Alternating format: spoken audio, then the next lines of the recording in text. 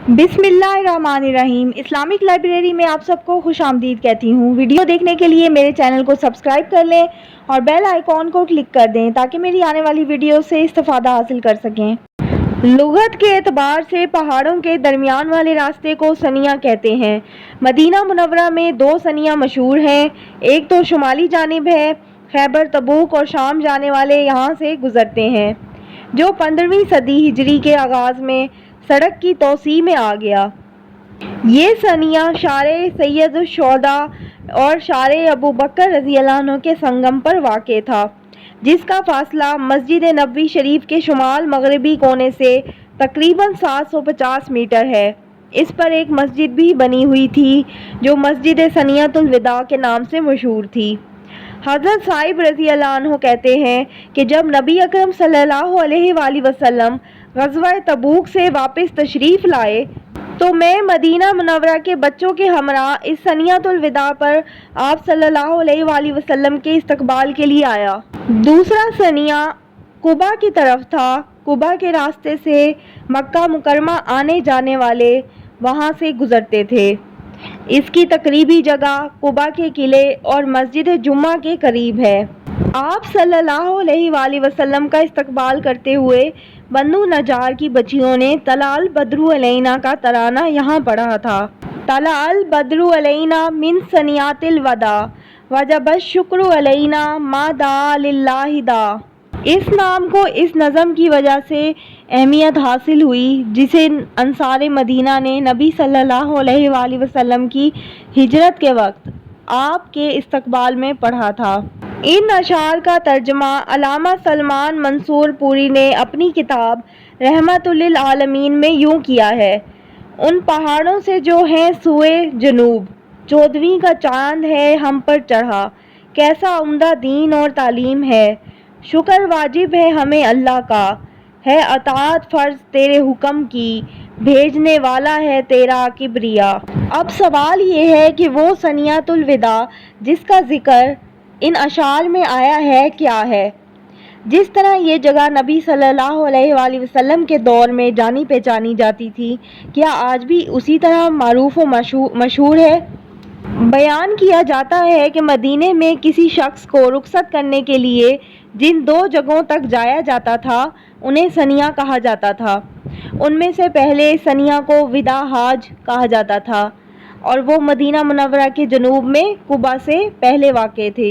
यही वो सनिया है जिसका जिक्र नज़म में वारिद हुआ है। ये सनिया हुर्रा का एक टुकड़ा है और आज भी इस पर तुर्की के दौर का तामीर शुदा किला मौजूद है। अलबत्ता शाम जाने वाले मुसाफिरों को दूसरे सनिया तक अलविदा किया जाता था। ये मदीने के शुमाल में जबल सला के उकब में वाक़े है।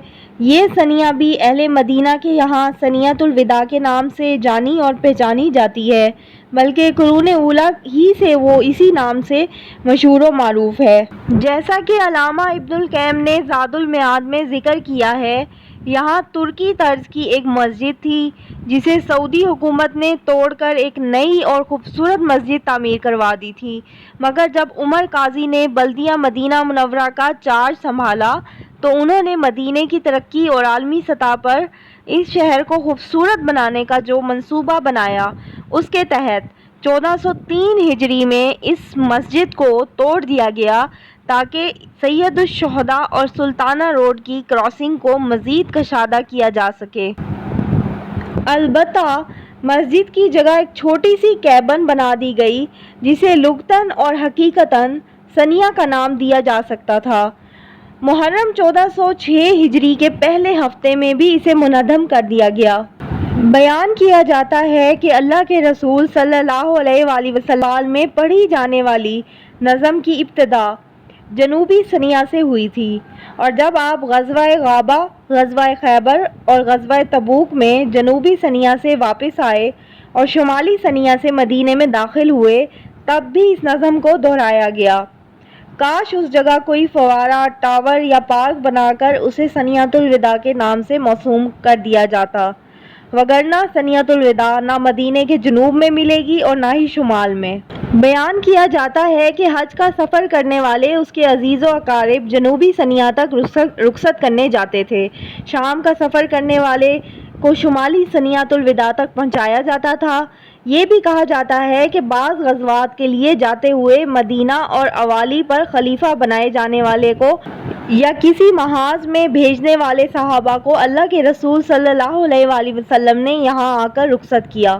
یہ بھی کہا جاتا ہے کہ اہل مدینہ کے علاوہ ہر شخص سنیۃ الوداع ہی سے مدینہ میں داخل ہوتا تھا۔ اگر کسی اور راستے سے کوئی شخص مدینہ میں داخل ہوتا تو حضرات اس سے لڑائی کرتے۔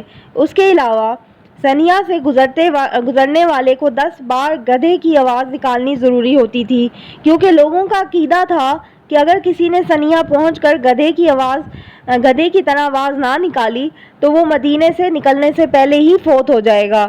گدھے کی آواز نکالنے کا معمول بنا رہا، یہاں تک کہ عروہ بن الورد ابسی مدینہ آئے تو انہوں نے گدھے کی آواز نکالنے سے انکار کر دیا۔ چنانچہ جب عروہ بن الورد نے آواز نہیں نکالی تو لوگوں نے بھی ایسا کرنا ترک کر دیا۔ اگر نبی صلی اللہ علیہ وآلہ وسلم کے مدینہ منورہ پہنچ کر قباء کی طرف مڑ جانے اور قباء سے مدینہ تشریف لانے کے راستے کو دیکھا جائے تو یہ ثابت ہوتا ہے کہ وہ سنیا جہاں سے استقبالیہ نظم پڑھنے کی ابتدا ہوئی تھی وہ جنوبی سنیا ہے۔ اس کی دلیل یہ ہے کہ اللہ کے رسول صلی اللہ علیہ وآلہ وسلم بروز جمعہ بوقت چاشت قباء سے روانہ ہوئے اور اہل قباء یعنی بنی عمرو بن عوف کے چچیرے بنی سالم بن عوف کے محلے سے گزرے۔ ان کے گھر وادی رانونہ میں تھے۔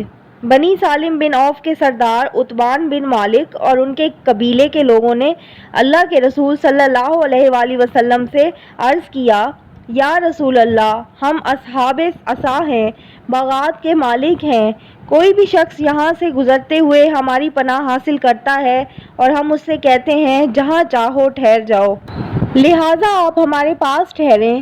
نبی صلی اللہ علیہ وآلہ وسلم نے فرمایا، اونٹنی کا راستہ چھوڑ دو، اسے حکم مل چکا ہے۔ تو انہوں نے عرض کیا، یا رسول اللہ، آپ نے ہمارے چچیرے بھائیوں کے یہاں کئی دن قیام کیا اور اگر یہاں سے گزرتے ہوئے آپ ہمارے یہاں قیام نہیں کریں گے تو یہ چیز ہمارے چچا زاد بھائیوں کے لیے ہمیشہ فخر کا باعث ہوگی۔ چنانچہ اس دن اللہ کے رسول صلی اللہ علیہ وآلہ وسلم نے ان کے یہاں قیام کیا۔ جمعے کی نماز کا وقت ہو گیا تو بنی سالم بن عوف ہی کی مسجد میں آپ نے اسلامی تاریخ کا سب سے پہلا جمعہ ادا کیا، اس لیے اس مسجد کو مسجد جمعہ کے نام سے موسوم کیا گیا۔ آپ نے مکہ مکرمہ میں جمعے کی نماز نہیں پڑھی تھی کیونکہ وہاں نہ تو آپ کی حکمرانی تھی نہ ہی جان کا تحفظ حاصل تھا۔ البتہ قباء میں نبی صلی اللہ علیہ وآلہ وسلم کے جمعہ پڑھنے سے قبل اہل قباء نے جمعے کی نماز پڑھنی شروع نہیں کی تھی کیونکہ مدینہ کے مسلمانوں کے پاس اس وقت دفاعی طاقت موجود نہ تھی۔ بنی سالم کی مسجد میں جمعہ پڑھتے ہوئے آپ نے سب سے پہلا خطبہ دیا۔ شام کے وقت آپ نے بنی سالم کے یہاں سے کوچ فرمایا اور حضرت عبادہ بن الصامت رضی اللہ عنہ اور حضرت عاصم بن عدی رضی اللہ عنہ کے قبیلے بنی اجلان کے یہاں سے آپ کا گزر ہوا۔ انہوں نے بھی آپ سے اپنے یہاں قیام کرنے کی درخواست کی۔ آپ نے ارشاد فرمایا، اونٹنی کو چھوڑ دو، اسے حکم مل چکا ہے۔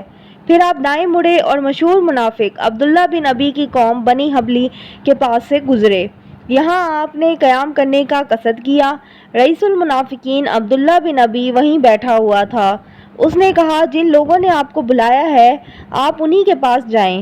حضرت عبادہ بن صامت رضی اللہ عنہ نے عرض کیا، یا رسول اللہ صلی اللہ علیہ وآلہ وسلم، آپ اس کی بات سے دل برداشتہ نہ ہوں۔ سچی بات یہ ہے کہ قبیلہ خزرج نے اسے بادشاہ بنانا چاہا تھا کہ آپ کی تشریف آوری ہو گئی، مگر یا رسول اللہ، میرا غریب خانہ حاضر ہے، آپ یہاں قیام کرنے کا ہمیں شرف بخشیں۔ مگر آپ یہاں نہ رکے اور بنی سعدہ کے یہاں سے گزرے۔ حضرت سعد بن عبادہ اور ابو دجانہ رضی اللہ عنہما نے آپ سے ملاقات کی اور اپنے یہاں قیام کی درخواست کی۔ آپ نے فرمایا، اونٹنی کا راستہ چھوڑ دو، اسے حکم مل چکا ہے۔ پھر آپ بنی عدی بن النجار کے یہاں سے گزرے۔ یہاں آپ کے دادا عبد المطلب کا نانہال تھا، کیونکہ حضرت عبد المطلب کی ماں سلمہ بنت عمرو بھی بنی نجار سے تعلق رکھتی تھیں۔ ان کے مکانات مسجد نبوی سے مناخا کے علاقے تک پھیلے ہوئے تھے۔ ابو سلیت اور حرمہ بن ابی رئیس اور ان کے قبیلے کے لوگوں نے کہا، یا رسول اللہ، ہم آپ کے ننھال ہیں، آپ یہاں قیام فرمائیے۔